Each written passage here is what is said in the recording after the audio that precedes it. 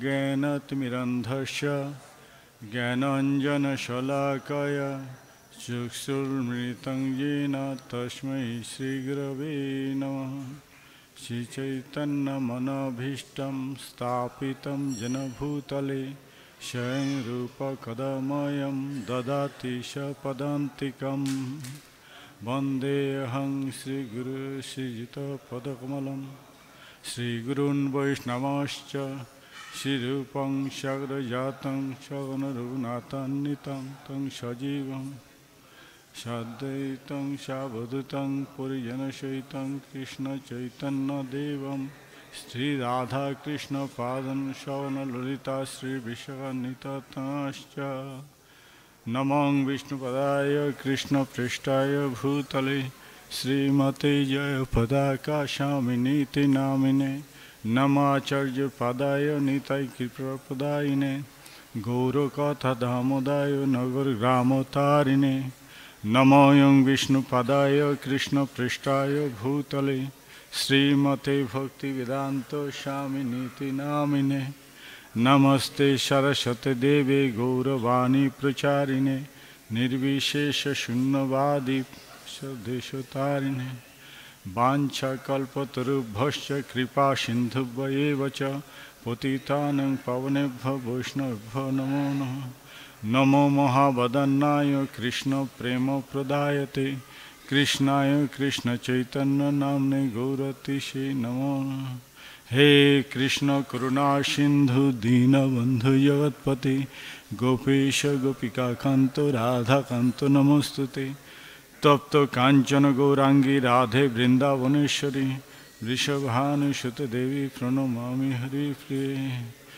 जय श्री कृष्ण चैतन्य प्रभु नित्यानंद श्री अद्वैत गदाधर शिवासादि गौर भक्तवृंद। हरे कृष्ण कृष्ण कृष्ण हरे हरे हरे राम राम राम हरे हरे।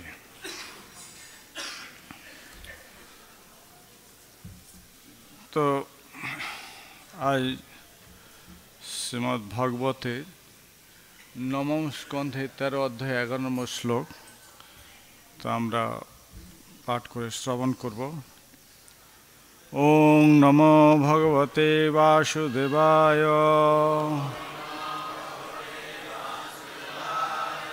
ओं नमो भगवते वासुदेवाय।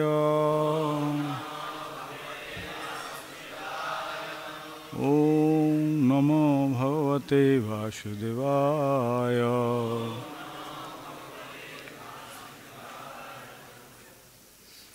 नमो नारायण नमस्कृतं नरं चैव देवीं सरस्वतीं व्यासं ततो जयमुदीरये।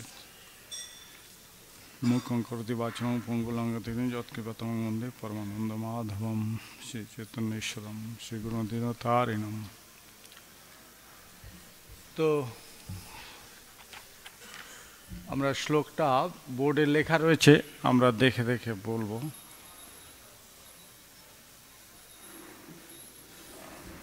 দেবা উচো বিদেহ উষতং কামং লোচনেষু শরীরিণাম।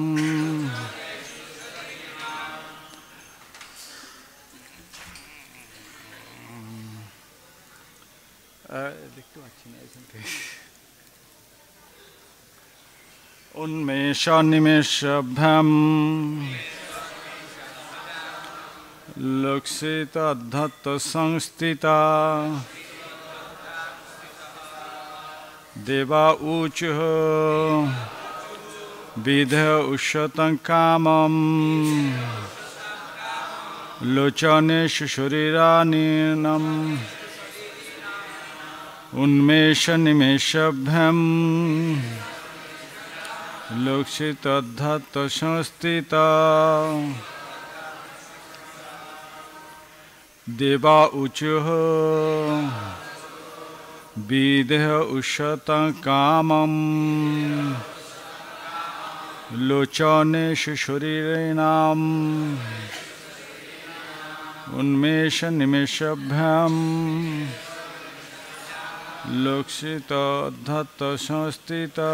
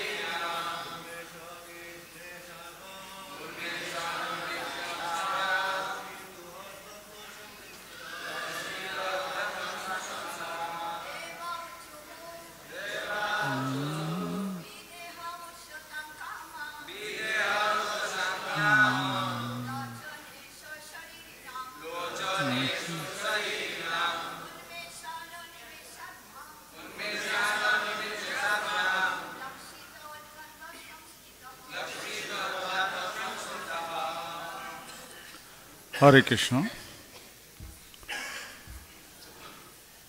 দেবা উঁচু দেবতারা বললেন, বিদেহ জড় শরীরবিহীন উষ্যতাম, আপনি জীবিত থাকুন।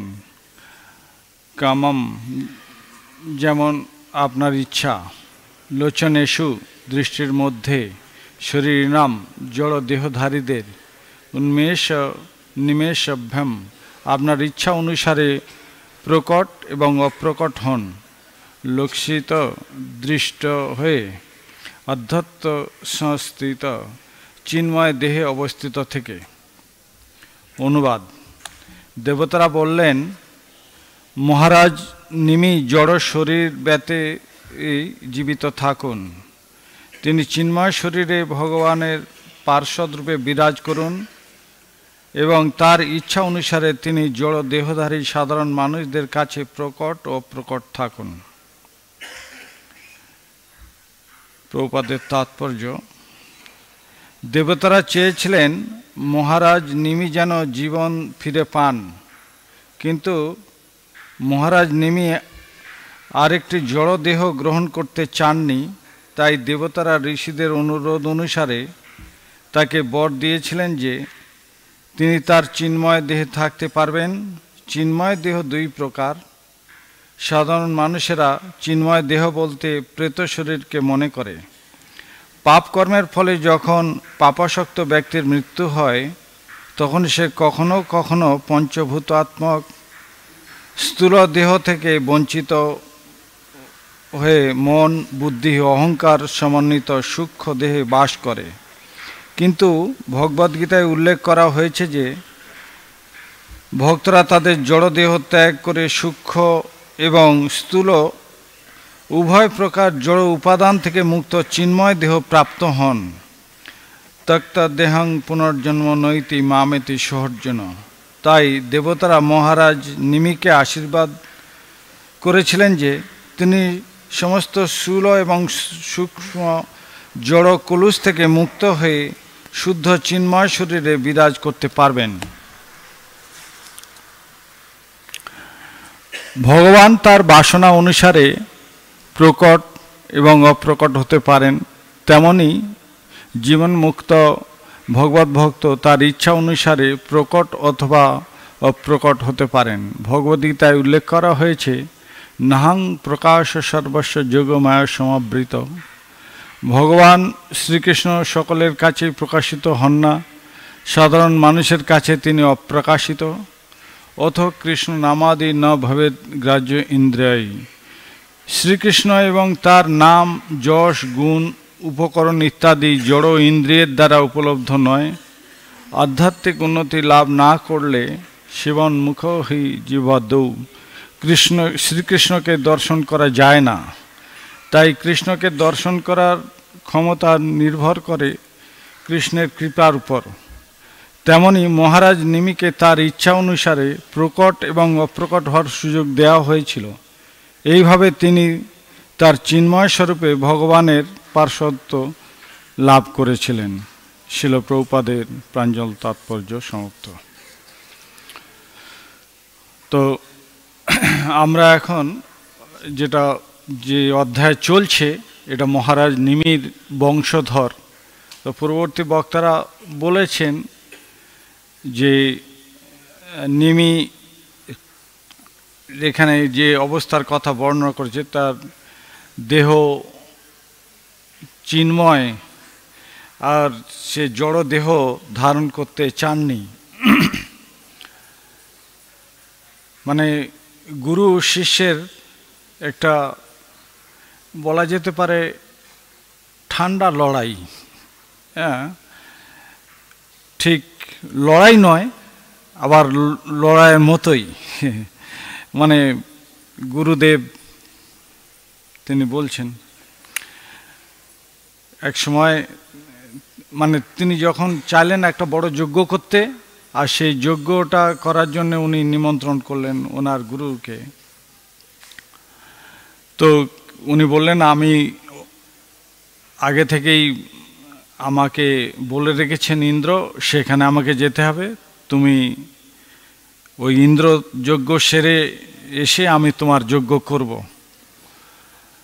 তো ইনি বিচক্ষণ মানুষ, অবশ্য সেই যখন বলছিলেন তখন উনি চুপ ছিলেন, কারণ সে সময় চিন্তা করার অবকাশ ছিল না। পরবর্তীতে চিন্তা করে দেখলেন যে জীবন ও অনিত্য জানহ সার, সেই কথাটা তিনি আমাদের বর্তমান আচার্যরা যে সমস্ত গীত রচনা করেছে তাতে লিখছেন, জীবন ও অনিত্য জানহ সার, তাহে নানাবিধ বিপদ ভার, নাম ও আশ্রয় করি যতনে তুমি থাকো আপনার কাছে। সেই কথা উনি চিন্তা করলেন। মানে যখন গুরুদেব বললেন যে আমি ইন্দ্রের যজ্ঞ করে এসে করব, তখন চুপ ছিলেন, মানে অতটা চিন্তা করেননি।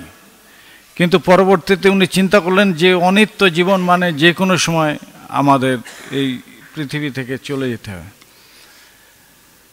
তো পৃথিবী নয় শুধু, মানে যে স্বর্গ দেবতা, মানে যে কেউ, ব্রহ্মারও তার আয়ুষ্কাল রয়েছে 100 বছর।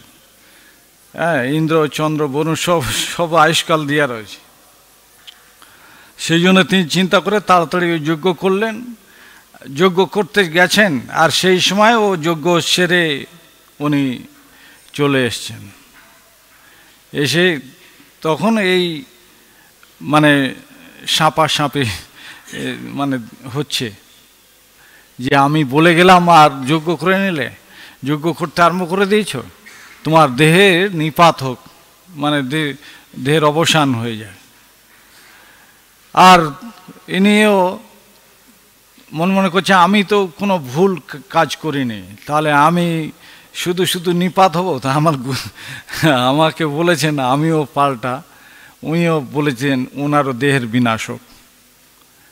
তো অ্যাকচুয়ালি এই সমস্ত ভগবানের আর ভক্তের লীলা এখানে সমান সমানভাবে দেখা যাচ্ছে যে ভগবান তার বাসনা অনুসারে প্রকট অপ্রকট হতে পারেন, তেমন জীবনমুক্ত ভক্তরাও তার ইচ্ছা অনুসারে প্রকট অপ্রকট হতে পারেন। মানে ভগবান যা করতে পারেন ভক্তরাও, মানে যে কিরম ভক্ত, সেই এই রকম ভক্ত যাদের কথা কিনা ভাগবতে উল্লেখ হয়েছে।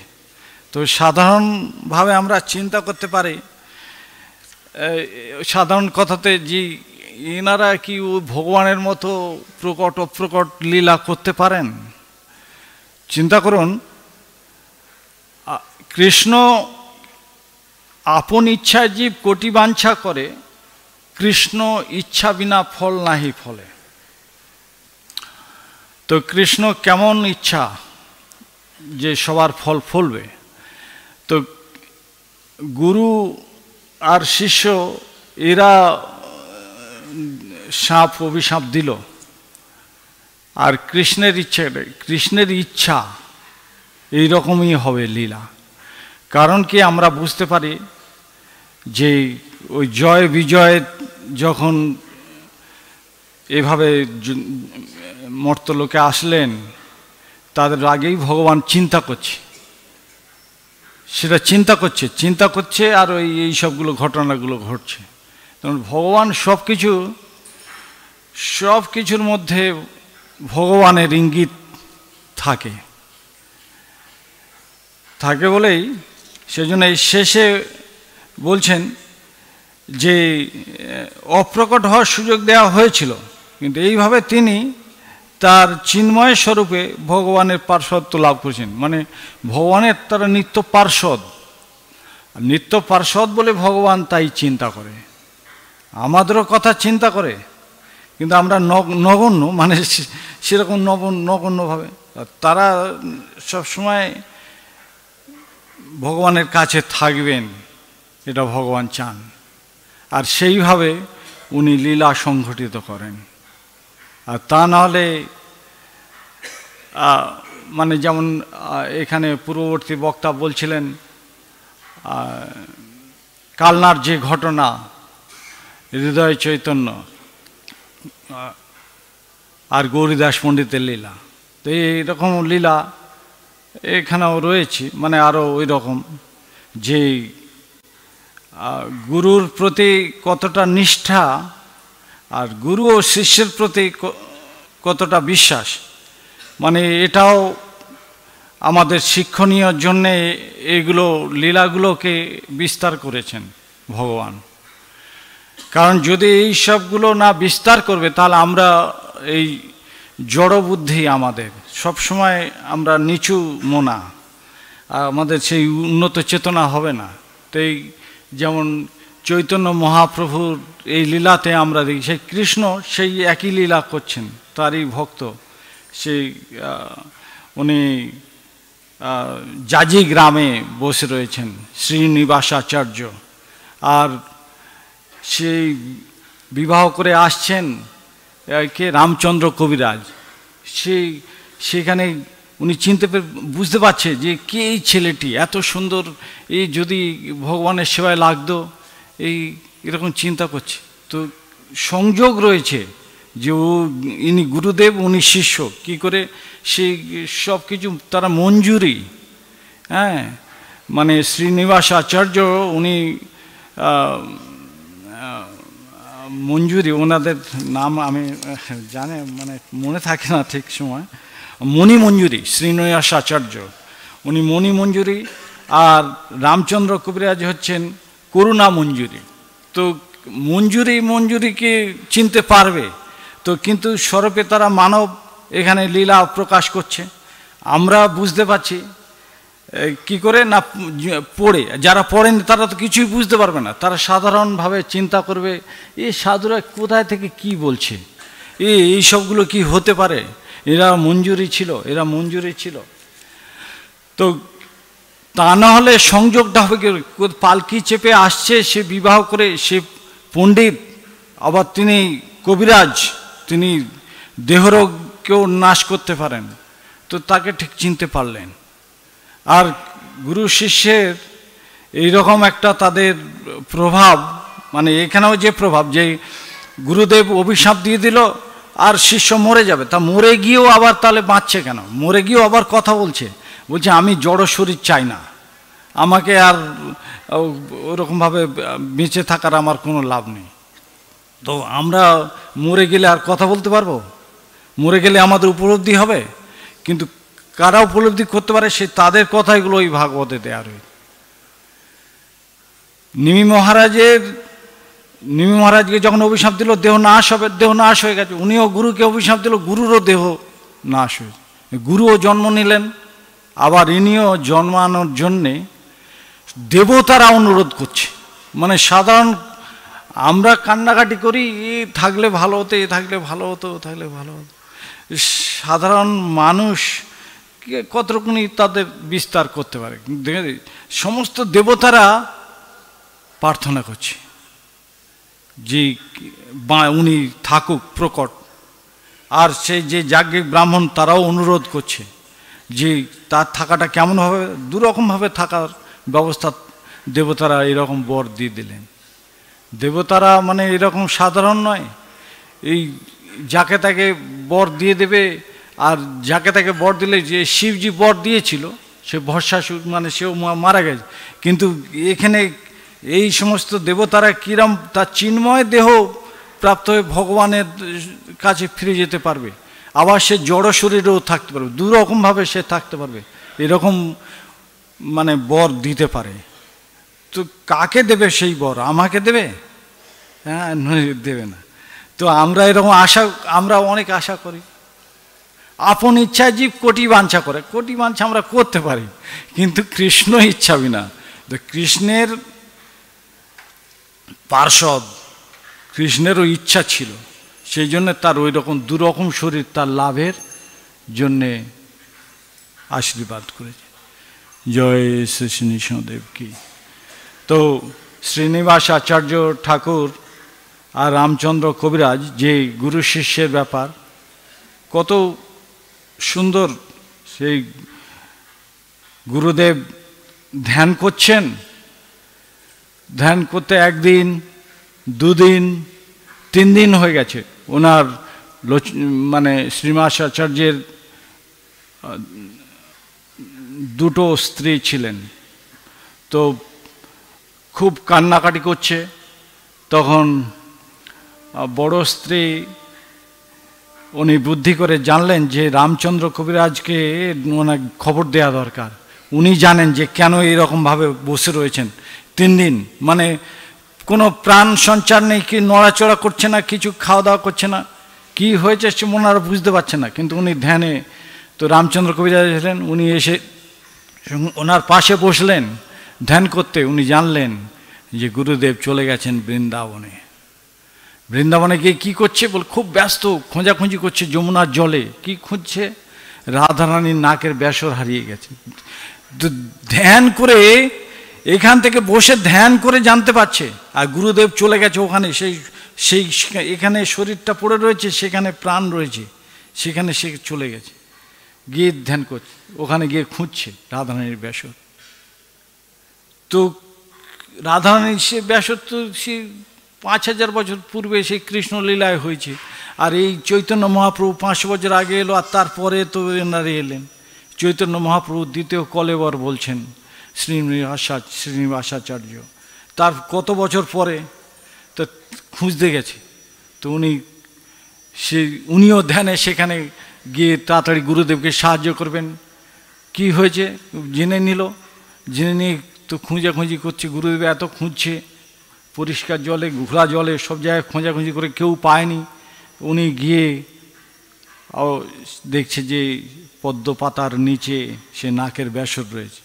উনি নিয়ে দিলেন গুরুদেবকে, গুরুদেবকে নিয়ে ওনার গুরুদেব গোপাল ভট্ট গোস্বামীকে দিলেন, গোপাল ভট্ট গোস্বামী রূপ গোস্বামীকে দিলেন, রূপ গোস্বামীকে নিয়ে রাধারানীকে দিয়ে দিলেন। তো পরম্পরা কীরকমভাবে মেনটেন করতে হয়, এই শিক্ষাগুলো দেওয়ার জন্যে এনারা প্রকট হয়ে আমাদেরকে দেখালেন। ওনারা এক একজন, গোপাল ভট্ট গোস্বামী উনি গুণমঞ্জুরি, আর এই রূপ গোস্বামী হচ্ছেন রূপমঞ্জুরি। তো এইসব মঞ্জুরি যদি এনারা, তাহলে ওনারা কি আমাদের মতো, ওনাদের এই জন্য বৈষ্ণবের ক্রিয়াকলাপ বিজ্ঞে না বোঝায়। বৈষ্ণবের যে কার্যকলাপ সে কোনো সাধারণ মানুষের বোধগম্য নয়। যদি সাধু গুরু বৈষ্ণবের কথা কর্ণেতে প্রবেশ করে তাহলে কিছু পরিবর্তন হতে পারে।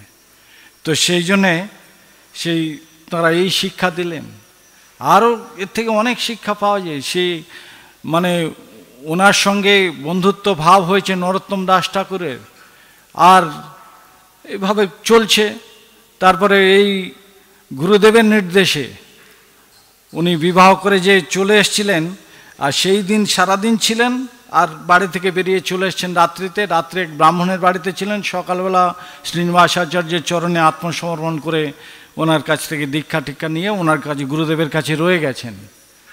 তারপরে গুরুদেবের একদিন মনে হয়েছে যে তুমি তো চলে এসছো বিবাহ করে, তুমি একদিন যাও, গিয়ে স্ত্রী সম্ভাষণ করে আসো স্ত্রীর সঙ্গে। তো উদাস, মনে নেই, এইসব কৃষ্ণ চিন্তায় তো মগ্ন, এ মঞ্জুরি এনারা, ওনাদের ওই সবগুলো জয় শ্রী শ্রী রাধা মাধব কি, তো মনে নেই। তো মনে করে গেছেন, গিয়ে স্ত্রীর সঙ্গে শুধু কৃষ্ণ কথা আলোচনা হয়েছে। হ্যাঁ, বেরিয়ে এসেছে, এসে আবার ফের মনে হয়েছে গুরুদেব তো সম্ভাষণ করতে বলেছিল, হ্যাঁ, গিয়ে তাহলে সম্ভাষণ জন্য আবার ফিরে গেছে। আর সেই সময় একটু কপালের সিঁদুর এনার কপালে বা কোনো জায়গায় লেগে গেছে, মানে রামচন্দ্র কবিরাজে। আর উনি ফিরে এসছেন, আর নরোত্তম নরোত্তম দাস ঠাকুর ওখানে ছিলেন। ও দেখে বলছে তুমি কোথায় গিয়েছিলে? তো বলছে গুরুদেব আমাকে বলেছিল বাড়ি মানে একটু স্ত্রী সম্ভাষণ করতে, আমি তাই গিয়েছিলাম। তুমি এইভাবে এসেছো বলে ঝাঁটার বাড়ি ওনাকে মেরেছে। এই ঝাঁটার বাড়ি ওনাকে যে মারলো সেটা গিয়ে কোথায় পড়লো সে জানলে তো আমরা চিন্তা করতে পারবো না। যে ঝাঁটা মেরেছে রামচন্দ্র কবিরাজকে নরোত্তম দাস ঠাকুর, আর ঝাঁটা গিয়ে লেগেছে শ্রীনিবাসাচার্যের পিঠে। কি করে জানতে পারো? মানে ও তেল মর্দন মাঝে মাঝে করতেন, আর নরোত্তম দাস ঠাকুর ওনার তেল মর্দন করছেন। তেল মর্দন করতে করতে দেখছে যে ঝাঁটা মেরেছিল সেই ঝাঁটার দাগ। তখন উনি চিন্তা করলেন যে এইরকম এত ভালোবাসে গুরুদেব শিষ্যকে, যে আমার এই হয়েছে, আমি এই যে হাত দিয়ে ঝাঁটা মেরেছি ওই হাতটা আমি আগুনে পুড়িয়ে দেবো আজ রাত্রে। এই কথা উনি চিন্তা করেছে। আর দেখুন এই শ্রীনিবাসাচার্য উনি জানতে পেরেছেন, মনে মনে ইনি চিন্তা করছে আর উনি জানতে পেরেছেন। তো কি সাধারণ কথা নাকি? আমরা চিন্তা করি আর অন্য কেউ জানতে পারবে এসব আমরা মনেও করি না। ভগবান তো জানবে, ঠিক আছে, ভগবানের পার্ষদ, তারা সব জানে। তো যে তিনি বলছেন, এদেশে বিচার নাই বাপরে বাপ, দিনে মারে ঝাঁটার বাড়ি, রাত্রে পড়ায় হাত। তো বলছে কি ব্যাপার হলো, আমি এই চিন্তা করেছি আর এই শ্রীনিবাসাচার্য ঠাকুর এই বলে দিল। তো এরকম চিন্তা যে আমরা মনে করতে পারি সাধারণভাবে, এই জাজিগ্রাম, এই কাটোয়া, এই কালনা, এ তো সাধারণ ব্যাপার, এখানকার লোকের। আমরা যখন জানি না তখন গিয়ে এর তুচ্ছ তাচ্ছিল্য মনে করতে পারি। কিন্তু যখন আমরা শাস্ত্র থেকে দেখি, শাস্ত্র হচ্ছে জ্ঞান ও চক্ষুষা, যে প্রকৃত চোখ দৃষ্টি কোথায়, এই শাস্ত্র না পড়লে তার দৃষ্টি মানে প্রকৃত খুলবে না। তো সেই জন্যে এই লীলাগুলো অ্যাকচুয়ালি এসব কৃষ্ণ সংঘটিত করেছেন, না হলে ভক্ত আর ভগবানের কথা নিয়ে ভাগবত হয়। ভগবান বলছি যে ভাগবতে অসুরের কথা, মানে কোন অসুর? বৃত্তাসুর। বৃত্তাসুরের কথা লেখা নেই, ভাগবত নয়। হ্যাঁ, তো ভগবান বৃত্তাসুর তাকেও পছন্দ করেন, কেন? ভগবানের ভক্ত। তো অসুর আর সুর এই এদের কথা ভাগবতে রয়েছে। অসুর মানে তো থাকার কথা নয়, কিন্তু ভগবান অসুর তিনি করেছেন, আর তিনি আবার এই জগৎকে বোঝাচ্ছেন যে অসুর হয়েও সে বৃত্তাসুর কিভাবে ভগবানকে আহ্বান করছে। হ্যাঁ, বজ্র নিয়ে তাকে মারতে যাচ্ছে, সে তখন ভগবানের স্মরণ করে, মারো আমাকে, মারো, আমি তাড়াতাড়ি মারলেই আমি চলে যাব ভগবানের কাছে, আমার মৃত্যুটা হবে, ভগবানের কাছে চলে যাব। আমরা সে চিন্তা তো করি না। এখানে চিন্ময় তার দেহ একটা দিচ্ছে যে তুমি এই দেহ লাভ করো, তিনি বলছেন না না, ওই দেহ আমার লাগবে না, ওই জড় দেহ ও আমার লাগবে না। চিন্তা করুন তাহলে কত তারা ভগবান সম্বন্ধে, ভগবানের চরণে আত্মনিবেদন তাদের কীরকম। তাই আমরা এরকম অনেক সময় এইগুলো কি হচ্ছে, আমি একটা গল্প পড়েছিলাম, বলতে পারি দু চার মিনিটে, মানে দশচক্রে ভগবান ভূত। এখানে যে মানে ঠিক সে মানে শিষ্য গুরুদেবকে অভিশাপ দিচ্ছে, গুরুদেব মারা যাচ্ছে, আবার গুরুদেব অভিশাপ দিচ্ছে, শিষ্য মারা যাচ্ছে। তো ভগবান চুপচাপ রয়েছে। তা দশচক্রে ভগবান ভূত ঠিক এইরকমই, যে একসময় কোনো একটা ভদ্রলোক তার বন্ধুর কাছ থেকে টাকা ধার নিয়েছে। বন্ধু, আমার সমস্যা হয়েছে, কিছু টাকা আমাকে দাও, আর এই কয়েকদিনের মধ্যে ফেরত দেব। তারপরে ও আর ফেরত দিচ্ছে না। তো অনেক দিন অতিবাহিত, 10 বছর পরে ও বিচার জানিয়েছে, 10 বছর চেয়েছে, বিচার জানিয়েছে যে আমার বন্ধু টাকা নিয়েছে, আমাকে দেয়নি। তো আগের দিনে যার অপরাধ হতো, দোষ হতো, হাত জোড়ো করে বলবে, সেই হাত আর খুলবে না। মানে তার হাতে একটা মানে দড়ির বন্ধন পড়বে, দড়িটা কেউ দেখতে পাবে না, কিন্তু ভগবানের নামে শপথ করে বললে সেই ভগবান দ্বারাই তার হাত আর খুলবে না। তো সেরকম বিচার আগে হচ্ছে, আর সব লোকজন এসছে, কবে বিচার হবে আগে থেকে জানানো হয়েছে। আর 5 দিন আগে ওই ভদ্রলোক, যে ভদ্রলোক টাকা নিয়েছে, পড়ে যাওয়ার ভান করে একটা লাঠি ব্যবহার করছে, বাঁশের লাঠি ব্যবহার করছে। ঠিক ঠিক নিয়মে চলছে, বিচার হচ্ছে। বিচারে সবাই এসেছে, এই লোকটা বলছে হাত জোড়ো করে, আমি আমার বন্ধুকে 10,000 টাকা দিয়েছিলাম, 10 বছর হয়ে গেছে, ও আমাকে ফেরত দেয়নি, ফেরত দিই করে আজও দেয়নি, আপনারা এর বিহিত ব্যবস্থা করুন বলে ওর হাতটা আবার খুলে চলে বসেছে। দেখছে যে ঠিক কথা বলেছে, না হলে ওর হাতে দড়ি পড়তো। এইবারে যে ভদ্রলোক টাকা নিয়েছিল ওই বাঁশের লাঠির মধ্যে টাকাটাকে ঢুকিয়ে দিয়েছে, ঢুকিয়ে দিয়ে ওই 5 দিন আগে থেকে প্র্যাকটিস করে করে মানে লাঠি ধরে ধরে হাঁটছে, ওই লাঠি ধরে ধরে আসরে উঠেছে, উঠে বন্ধুকে লাঠিটা ধরতে দিয়েছে, এই বন্ধু তুমি লাঠিটা ধরো, আর লাঠিটা ধরো। আর ও সবসময় বলতো যথাসময় আমি টাকা দিয়ে দেবো, তো যথাসময় সে 10 বছরও হলো না, তো কি করছে লাঠিটা ঠিক সেই মুহূর্তে ওর হাতে দিয়ে দিয়েছে, দিয়ে এবার হাত জোড় করে বলছে, আমি সকলের সামনে শপথ করে বলছি আমার অসুবিধা, বন্ধুর কাছ থেকে টাকা নিয়েছিলাম কিন্তু যথাসময়ে আমি ওকে প্রদান করেছি বলে ওর হাতটা নামিনি, তখন ওর হাত খুলে গেছে। তো ভগবান দশচক্রে ভগবান ভূত, ভগবান জানেন যে দুজনেই সত্যি কথা বলছে, দুজনেই সত্যি কথা বললো না বলে এবারে ওই কথা বলার পরে তাও বলছে বন্ধু লাঠিটা এবার দিন, আমি নিই বলে আবার লাঠিটা নিয়ে নিল। তো টাকাটা ওকে তো যথাসময় দিয়ে দিয়েছে, আর বন্ধুটাকে বললো তাই, আর লাঠিটা আবার বন্ধুর কাছ থেকে ফেরত নিল, তার মানে টাকাটা দেয়া হলো আবার। তো সঠতা আমাদের মধ্যে থাকতে পারে কিন্তু ভগবানের মধ্যে তার সততা নেই, ভগবানের ভক্ত তাদেরও সততা নেই। সততা নেই বলে তাকে একটা জীবন দান করতে চেয়েছে, কিন্তু সে বলছে আমার লাগবে না, তাহলেই তো ভগবানের পার্শ্বত্ব তারাই পাবে, আমরা পাবো? আমরা গিয়ে দাবি করব যে ভগবান আমাকে দাও, কেন তুমি আমাকে চরণে স্থান দিলে না? ভক্তিবিনোদ ঠাকুর তিনি বলছেন, পশু পক্ষী হয়ে থাকি স্বর্গে বা নিরয়ে, তব ভক্তি রহু ভক্তি বিনোদ হৃদয়ে। কি প্রার্থনা করতে হবে ভগবানের কাছে আমাদের জানা উচিত। আমাদের এই বৈষ্ণব গীতিগুলো পড়া উচিত। প্রভু তব পদযুগে মোর নিবেদন, না করি প্রার্থনা কোনো বিদ্যা ধনজন, নাহি মাগি দেহ সুখ, কত কি বলছে, কিছুই মাগে না। হ্যাঁ, আর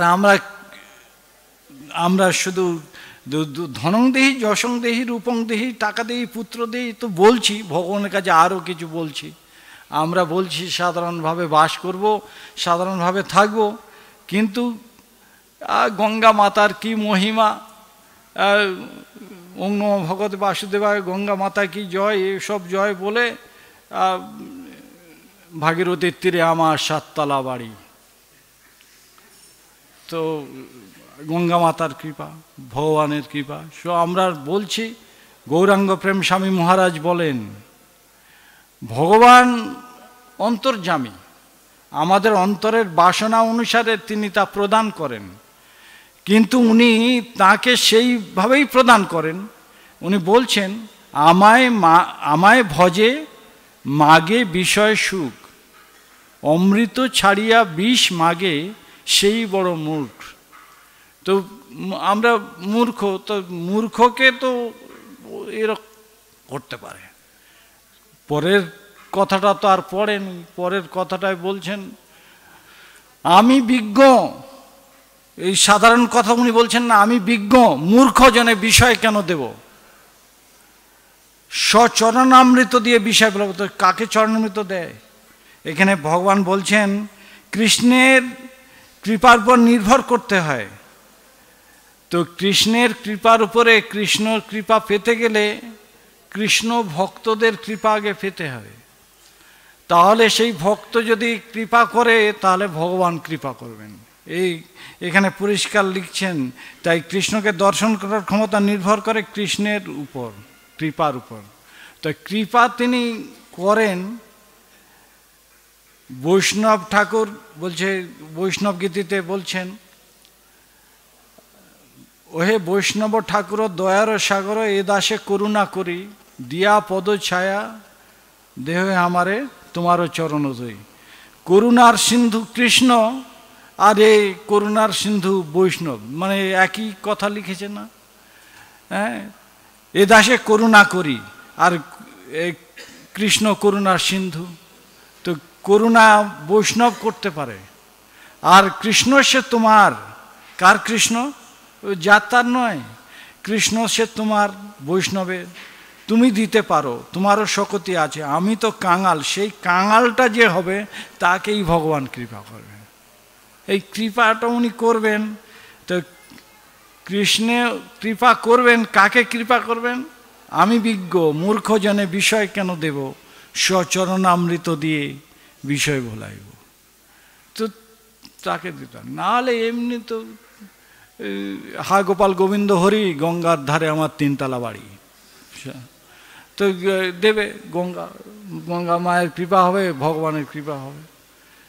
যদি আমরা গোপাল গোবিন্দ হরি, হরি মানে আমাদের তিনি দুঃখ দুর্দশা হরণ করবেন। হরি তিনি দুঃখ দুর্দশা হরণ করবেন, আর হরণ করলে কি আমরা অনেক কিছু পেয়ে যাব। দুঃখ দুর্দশা হরণ করে তিনি সুখ শান্তি আনন্দ প্রদান করবেন। সে ভক্তিবিনোদ ঠাকুর তার ভক্তিগীতি সঞ্চয়নী কীর্তনে লিখছেন। তা আমরা সেইগুলোকে জানি না। বলছে জীব কৃষ্ণ দাস এই বিশ্বাস করলে তো আর দুঃখ নাই। দুঃখটাকে যে নিবৃত্তি করার বাসনাটা আমাদের আছে, সেই পন্থাটা আমরা জানি না। কৃষ্ণ দাস হতে হবে। তেনারা এইরকম দাস, সেই জন্য ভগবানের পার্শ্বত্ব লাভ করেছে। আর তাদের কথা এই ভাগবতে প্রকাশ হচ্ছে। এই ইতিহাস উনি চিন্তা করলেন নিমি মহারাজ, যে এমন কার্য করা উচিত যে ইতিহাসের পাতায় থাকবে। তাও ইতিহাসের পাতায় আছে, হ্যাঁ, যে কি কার্য, যে এমন কার্য, তো কার্য সেই রকমভাবে সংগঠিত হয়েছে। আপন ইচ্ছা জীব কোটি, মানে আমরা অনেক ইচ্ছা করতে পারি, কিন্তু কৃষ্ণের সঙ্গে কৃষ্ণ কনসাসনেস, প্রভুপাদ যে কৃষ্ণ কনসাসনেস এই মানে এই কথাটা আনলো, এই চিন্তা ভাবনায় যদি আমরা থাকি তাহলে সেই রকম সেই সংযোগ হবে, আর তা নাহলে হবে না। তাই এই কথাতে আমরা বলছি, দেবতারা চেয়েছিল মহারাজ নিমি জীবন ফিরে পাক। একজন মারা গেছে আবার জীবন ফিরে পাবে, জীবন ফিরে পাবে। প্রপাত এখানে উল্লেখ করেছে যে সেই সাবিত্রী আর সত্যবানের লীলায়, সত্যবান মারা গেছে কিন্তু যমরাজ উনি দেবতা, উনি তাকে জীবন দিয়ে দিলেন, কে অনুরোধে বা তার সরলতা, তার কথার এতে পড়ে। তো দেবতারা এরকম করতে পারে, তাহলে আমাদের সেরকম মনে করা উচিত যে দেবতাদের আমরা অনেক সময় তথাকথিতভাবে দেবতাদের অনেক নিন্দা করি, দেবীদের অনেক নিন্দা করি। লিখছেন না পুজিবে দেবী দেবা। তো না পুজিবে দেবী দেওয়া মানে তাদের সম্মান করতে তো আমাদের কোনো জায়গায় লেখেনি যে সম্মান করা যাবে না, এই কথাটা বলেন। কিন্তু পূজা করতে ভগবান বলছেন, যদি দেবতাদের পূজা করে, দেবীর পূজা করে, সেটা অবিধিপূর্বকম হয়, বিধিপূর্বকম যদি আমার পূজা করে তাহলে সে দেবতারা খুশি হয়। তো এইরকমভাবে নিন্দা বা কটূক্তি করা বা তাদের নিয়ে খারাপ কিছু বলা ভক্তদের কাছে, এই এবারে কালী ও তোমার করে দেবে খালি তোমার। এখন ব্যাপার হয়েছে আমরা যদি মনে করি আমি ভর্তি থাকবো কৃষ্ণ আশ্রমে, তা আমাকে খালি করবে কি করে কালী? তো আমি আসলে এই যে না ঘরকা না ঘাটকা, আমি হয় ঘরেও নেই আর ঘাটেও নেই, তাহলে মাঝখানে থাকলে তো আমাকে ধরবে। তো সেই জন্য একটা চরণে আশ্রয় নিতে হবে, যে চরণে আশ্রয় নিলে আর কোনো নিরাশ্রয় হওয়ার ভয় থাকবে না। তো এগুলো ঠিক সেই শেখানোর জন্যে আমাদের কাছে এই সমস্ত শ্লোক, এই সমস্ত অধ্যায়গুলো উপস্থাপন করা হয়েছে। এই ব্যাসদেব লিখেছেন, নারদ মুনি তাকে নির্দেশ দিয়েছেন যে এইভাবে করতে হবে। নারদ মুনি তিনি কে? তিনিও ভগবান, নারদ মুনিকেও ভগবান বলা হয়, শিবকেও ভগবান বলা হয়, ব্রহ্মাকেও ভগবান বলা হয়, কিন্তু ভগবানের মধ্যে পার্থক্য। এই নারদ মুনির সেই শিক্ষা, যে এই শিক্ষায় শিক্ষিত হতে হবে, যে তার যে হাতের বীণা আমরা এমনি সাধারণ কথায় বলেই এই বীণা স্বয়ং কৃষ্ণ তাকে দান করেছে, যাকে তাকে কৃষ্ণ দেয়, এই নারদ মুনিকে দিয়েছে তার সেই কৃষ্ণ বীণা। আর এই বীণার কথা ভাগবতমের ষষ্ঠ স্কন্ধে এই বীণার কথা লেখা রয়েছে। প্রভুপাদ সেখানে বর্ণনা করছেন কীর্তন দিয়ে, নারদ মুনি বাজায় বীণা রাধিকা রমণ নামে, নামমণি উদিত হয় ভকতগীত স্বামে। ভক্তিনাথ ঠাকুর লিখছেন এই কীর্তনটা, আর ওখানে ও সে বলছেন যে দেখতে পাচ্ছেন, উনি দেখতে পাচ্ছেন ভক্তিনাথ ঠাকুর যে ব্রহ্মা শিব নাচছে, নারদমণি বীণা বাজাচ্ছে, সে দেখতে পাচ্ছে, দেখতে পেয়ে লিখেছেন এবার কীর্তন। তো আমরা এই আচার্যদের বইও পড়ি না, এই ভাগবতও পড়ি না, সাধুদের কথাও শুনি না। তার মানে সাধু গুরু বৈষ্ণবের তিন দিক থেকে আমরা পালিয়ে একদিকে চলে যাচ্ছি। আর সেটা কোন দিকে যাচ্ছি? তিন দিক বাদ গেলে কোন দিকে হয়? উত্তর দক্ষিণ পূর্ব আর যমের পশ্চিম দুয়ারে আমরা, নাকি দক্ষিণ দুয়ারের দিকে আমরা ক্রমশ এগিয়ে যাচ্ছি। তো পালিয়ে গেলে আমরা কোন দিকে যাব? তো এই পর্যন্ত আমি যা পড়ে বুঝছি, আরও অনেক কিছু কথা এখানে রয়েছে। ভক্তরা তাদের জড় দেহ ত্যাগ করে সূক্ষ্মদেহ এবং স্থূলদেহ উভয় প্রকার জড় উপাদান থেকে মুক্ত চিন্ময় দেহ প্রাপ্ত হয়, সেসব কথাও লেখা রয়েছে। তো অনেক কিছুই ভালো ভালো কথা আছে। এখন টাইম এর পর্যন্ত সমাপ্ত। তো কোনো যদি প্রশ্ন থাকে 2-1 মিনিট আমরা বলতে পারি কোনো এই সম্বন্ধে। হরে কৃষ্ণ।